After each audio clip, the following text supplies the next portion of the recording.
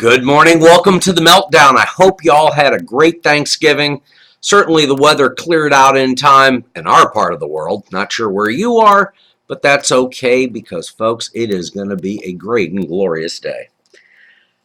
So I'm driving into work. I'm listening to a couple of stations that I really enjoy, and some of the malls here in the Houston area appear to be pretty busy. I can tell you personally at Deerbrook Mall and in the Humble area, it's dead.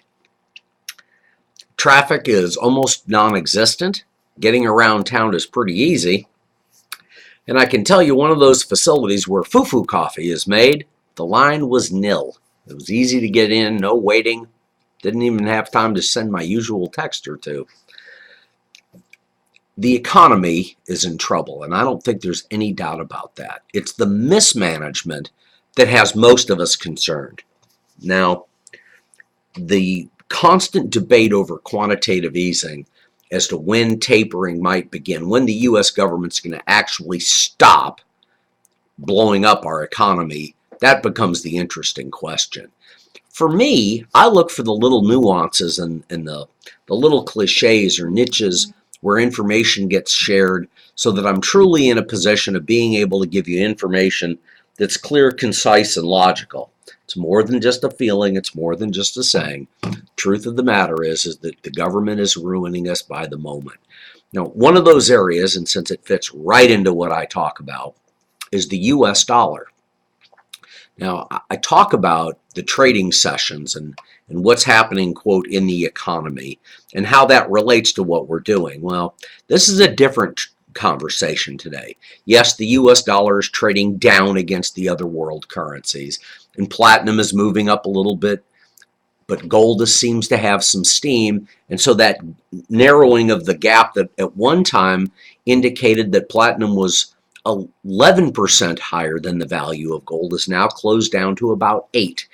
They're narrowing themselves in, and so it's an important time to look in the economy and understand that because of the minting, the printing presses, the quantitative easing, it's really a euphoric market that we see, whether you're in the Dow Jones, whether you're in the NASDAQ or the S&P, whether you're trading in the metals pits, it's all a day trade.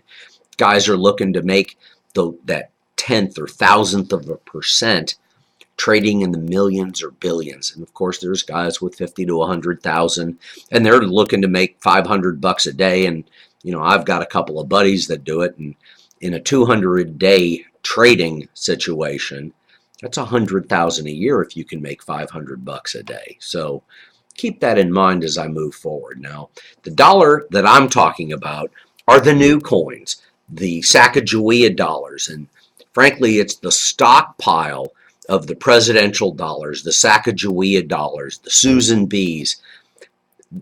The federal government, the Federal Reserve banks around the country had such a large stockpile of Susan B's that they decided a number of years ago that they would start to utilize them in U.S. Postal Service machines, an opportunity to get the material out in the marketplace.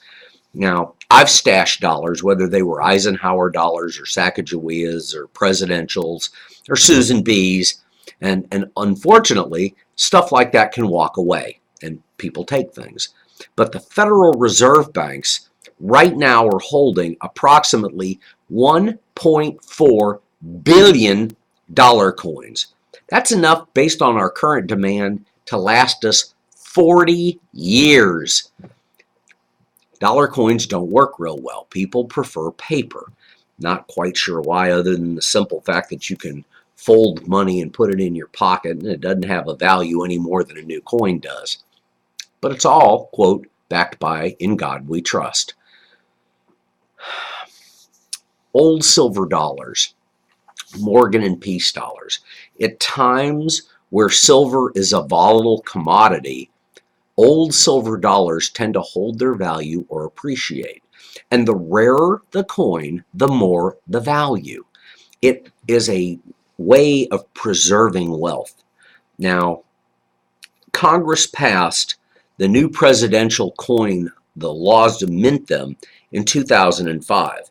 Initial distribution began in 2007, and through 2011, when the Mint stopped making them because of a lack of public appetite, they became an ignorable commodity. Richard Nixon found bags, a hoard of Carson City Morgans. They were minted in Philadelphia and New Orleans. There were a lot of bags.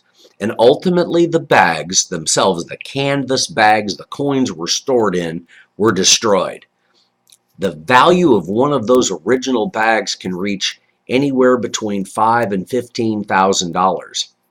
There is one known gold bag that contained gold coins from the Carson City Mint. I know it transacted a little over 10, almost 15 years ago now. The initial transaction that I was a part of and missed was that bag sold for $7,000. Today, it's probably got a value far in excess of $25,000 to $50,000 as more collectors enter the market. Now, my concern as we move forward is that while dollar coins can be used, the modern coins can be used in vending machines or toll booths, people still don't like to carry them. They're heavy. And so that works against us. The federal government would save approximately $4.4 billion over a 30-year period. That's $150 million a year if Congress decided to go metal, according to the General Accounting Office, which would like to see the dollar notes phased out. Now, folks, this is an area that there was a great deal of chaos created back when initial transactions started to drop, when we as a people no longer wanted to focus directly on, we wanted to change the counterfeiting issue over our currency. There were companies that initiated back in the late 90s that as we started to make these changes, it would curb counterfeiting. The only thing that's going to curb counterfeiting are stiffer laws. I'm a Christian, so it's hard to say the death penalty, but you know, I saw over the yesterday, it takes $50 a day to maintain somebody in prison. It takes $4 to put them on parole. No, I don't want the heavy-duty criminals released, but the victimless crime people, let's face it, folks, at $4 versus $50, how much more do we want to go in debt taking care of people who don't harm other people? Maybe they do and maybe they don't, and that's not the debate for today. What is the debate is that until the U.S. government, until the world identifies a specific currency that is no longer acceptable, it becomes a collectible maybe. But in massively produced amounts of $20 bills or $10 bills or $100 bills, define the period of time and make them illegal.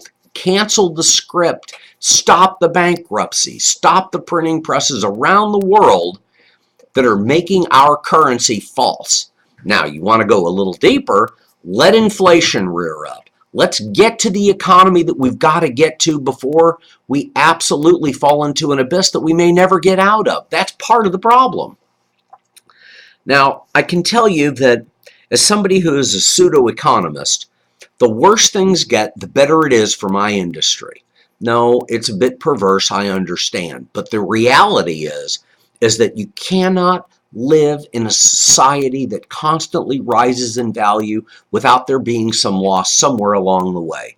And for me, I got to tell you, what matters the most is that we get ourselves focused on God, but we also understand that this economy has got to stop growing.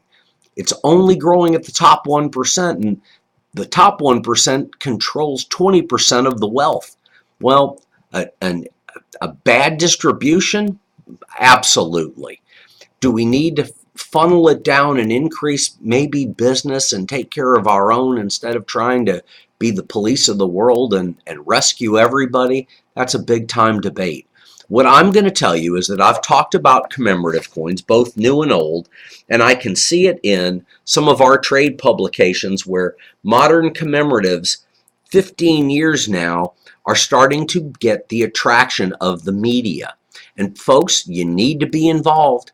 I don't care what form it is, and for all of the people that just want the cheapest commodity out there, you're missing the boat. Now, gold is back a little over $12.55 this morning.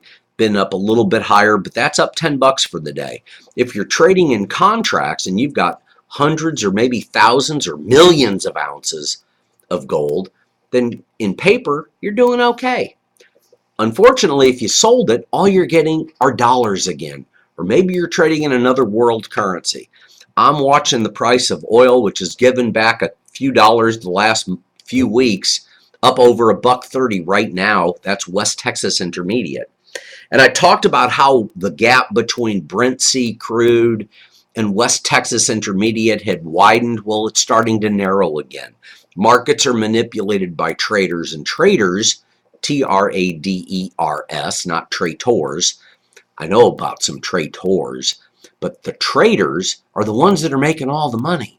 Wall Street keeps growing, and the value of real estate in New York keeps rising. So if you're here in Texas, or you're anywhere else in the world and you've got friends that are communicating with each other, the message is clear. Own multiple types of coins. If you're one of those people that's dealing in a theft, and I'm talking about some people specifically because I know who they are. But folks, this is where you want to convert your non-performing assets. That's where you want to take some of the paper that you've accumulated from the stock market and the other areas of where you invest, and you want to bring it down and you want to own it in coins and precious metals and things that are tangible, because tangible assets are the way to go, period. Now, I talk about dollar coins, and frankly, I talk about new dollars. I talk about old dollars. I even talk about commemorative dollars. There's so many different ways to enjoy the coin community. Now, a lot of you will look online and you will get involved in auctions, and you will start trying to acquire things as cheap as you possibly can.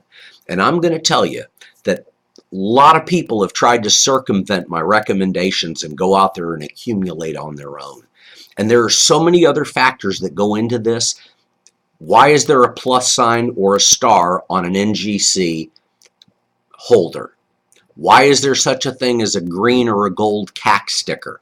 What are the impacts of owning coins graded by other companies with, quote, limited release versus other coins?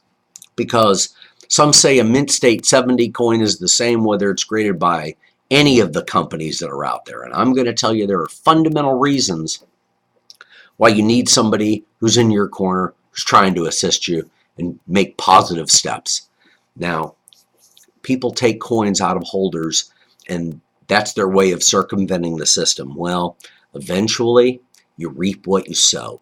And so what I'm going to tell you is, if you take part of the information and you bought some spouses and you don't understand the fundamental reasons why you own certain coins over others, you miss the boat. And for all the clients that I've sold 1991 half-ounce gold American Eagles to, I remember selling them as little as $190. I've sold them for over $3,000. And I know that to get your hands on one that's graded Mint State 65 to Mint State 69, you're going to pay a premium, and it's going to be sizable. It's a rare coin. It was made in 1991. In 1995, there was a West Point silver dollar struck. And that silver dollar, if you can find it, will trade for a minimum of $2,000. And depending on the quality, the perfect coin, graded by PCGS, trades for about 6 times more money than the NGC coin. Do you know why? Because if you don't, you're the person I need to be talking to. Now, obviously abbreviated shows today. There's a lot going on in everyone's lives. Mine's no different. And if you've got questions, I want you to please email me. It's Brett, B-R-E-T-T, at thegoldexchange.net. That's Brett with 2 T's, B-R-E-T-T, at thegoldexchange.net. You can call the store. That's 281-548-2646. Hit option 0. Leave a voicemail message. Kelly's not in today. Michael and I will be out of here in about an hour and a half or so. And folks, it is a time to be able to ask questions. If you visit themeltdown.com, there are in excess of 500 shows probably approaching 375 hours or so of different audio. We take out commercials. We've done this for a number of years. Michael, I appreciate your help as always, sir. I hope you had a good Thanksgiving with you and yours. Folks, I hope you all had a great time with your family. And of course, it's a long weekend and the weather will stay nice down here. I know it's cleared out throughout the country. It may be a little bit chilly. But as far as what we do and what I do, I will be checking email throughout today and tomorrow. Sunday is always God's day, and I always take that off.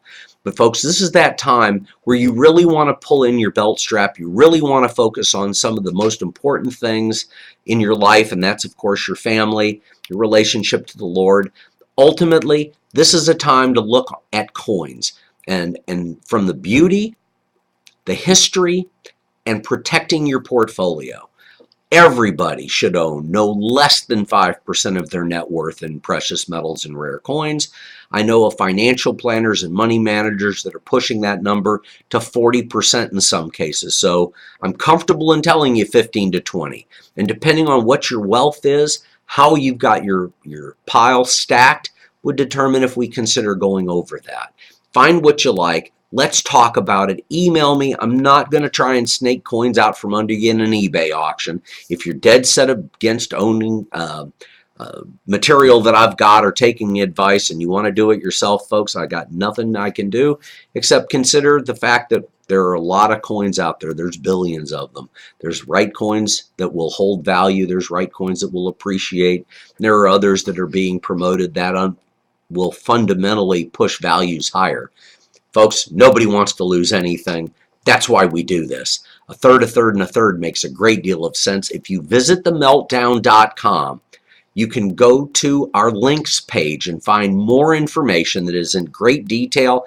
And if you want to search the internet and you've got other questions about other things that you've read, I've got a great deal of knowledge, and certainly Michael and I do a lot of research, and I've got a lot of friends in the industry, so we'll get you the answer if I don't have it. Bottom line is, don't believe everything you read out there. If I can assist you, Brett, B-R-E-T-T, at thegoldexchange.net, 281-548-2646, hit option 0, or 877-705-2646, option 0. Leave a voicemail message, and I'll get in here the next day or so, and I'll be more than happy to check it. We'll get back to you next week. Now, Tuesday I'll be out of the office most of the day, but I'll be around if you have questions or comments, and certainly I'll be posting a show. Michael will probably do some of the show Tuesday. We'll get you updated. The markets are strong. This is a time to be buying. Buy low, sell high. It always makes sense. Folks, I never get off air without thanking Texas Children's Hospital, the Downs Clinic, and the Ronald McDonald House. But today I want to take an extra moment and thank TCH and encourage you to please go out. And I don't think it really matters as long as it's a new toy. There are going to be over 500 children that are admitted to Texas Children's, any of the hospitals. You know, we're talking about probably thousands of kids over the next 30 days as we lead into the Christmas season. Please, TCH matters to me. I love Texas Children's. They're looking to raise over 500 toys. I can tell you, I went out this morning and picked off probably 15 or 20 that I'll be delivering to Texas Children's today. But folks, I love the kids. And in my case, there's a banner for the Downs Clinic. If you're looking for somebody to tithe or make an offering to, click on the banner. They'll ask you for the information so you get a charitable receipt for your contribution. Downs Clinic is located just south of the Fannin facility, the main campus. Dr. Ostermeyer and her staff really take special care of children with special needs, whether that's autism or Downs or any other ailment. The other facility that matters to me is the Ronald McDonald House inside the hospital. It's on the 4th floor. There are 20 rooms designated for the families that stay there all throughout the day and through the night. They need a place to rest and they could use a hot meal. Now, if you can assist them, please call 832-824-8600. That's 832-824-8600. Nancy Allen and her staff would be more than happy to help coordinate a hot meal. Again, 20 to 40 people, they'll tell you. If you can provide a tithe or a donation to the Ronald McDonald House at Texas Children's, I certainly encourage Ronald McDonald House around the country, but the one at Texas Children's took very special care of my family when Jason was in the hospital. That was back in 2011, coming up on his third birthday in January. It's a very special place to me, and I appreciate the doctors, the nurses, the staff, and the volunteers at Texas Children's and throughout the Med Center here in Houston and around the world. Folks, I wish you a best day and weekend as you spend time with your families. If you get a chance, go by a used bookstore and grab a copy of a red book. The information, the stories, the history, something to share with your family and your grandkids if you've got them with you. Bottom line is, it's time to take some steps. Move 5 to 25% of your net worth around. Give me a call. Let's set up a scheduled time where I can sit and meet with you and we can put something together. Thanks again for listening in. Have a very blessed weekend. We'll see you Monday.